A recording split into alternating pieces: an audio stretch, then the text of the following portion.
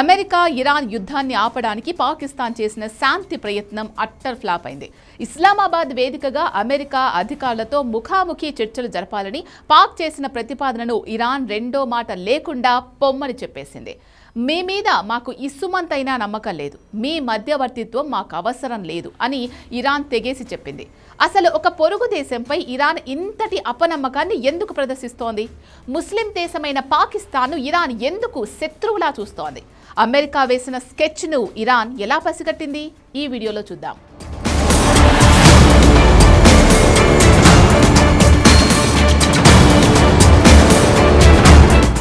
గత కొద్ది రోజులుగా పాకిస్తాన్ ప్రభుత్వం అంతర్జాతీయంగా తన ఇమేజ్ను పెంచుకోవడానికి అమెరికా ఇరాన్ మధ్యవర్తిత్వం వహించాలని తెగ ఆరాటపడింది. ఇస్లామాబాద్లో ఇరు దేశాల ప్రతినిధులను ఒకే టేబుల్పై కూర్చోపెట్టి శాంతి దూత అనిపించుకోవాలని చూసింది. కానీ టెహ్రాన్ నుంచి వచ్చిన సమాధానం పాకిస్తాన్ ముఖం మీద కొట్టినట్టు ఉంది.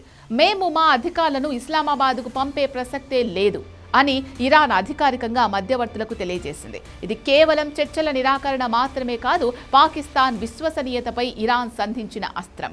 దౌత్యపరంగా పాకిస్తాన్కు ఇది ఒక తీరని అవమానం. ఇరాన్ ఎందుకు పాకిస్తాన్ను నమ్మడం లేదు? దీనికి బలమైన కారణాలున్నాయి. దశాబ్దాలుగా పాకిస్తాన్ ఒకవైపు ముస్లిం దేశాలతో స్నేహం అంటూనే మరోవైపు అమెరికా ప్రయోజనాల కోసం పనిచేస్తోంది. గతంలో ఇరాన్ సరిహద్దుల్లో ఉగ్రవాద దాడులు జరిగినప్పుడు ఆ ఉగ్రవాదులకు పాకిస్తాన్ ఆశ్రయం ఇచ్చిందని ఇరాన్ బలంగా నమ్ముతోంది. ముఖ్యంగా అమెరికా తన డ్రోన్లను, యుద్ధ విమానాలను ఇరాన్ మీదకు పంపడానికి పాకిస్తాన్ గగనతలాన్ని లేదా స్థావరాలను రహస్యంగా వాడుకుంటోంది అనే అనుమానం ఇరాన్ నిఘా వర్గాలకు ఉంది.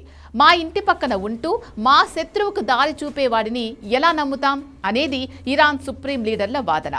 ఇరాన్ అభిప్రాయం ప్రకారం పాకిస్తాన్ స్వతంత్రంగా ఈ చర్చలు జరపడం లేదు. అమెరికా తన విమానాలు కూలిపోతూ ఉండడంతో యుద్ధంలో వెనుకబడిపోతున్న తరుణంలో కొంత సమయం సంపాదించుకోవడానికి పాకిస్తాన్ను పావుగా వాడుకుంటోంది.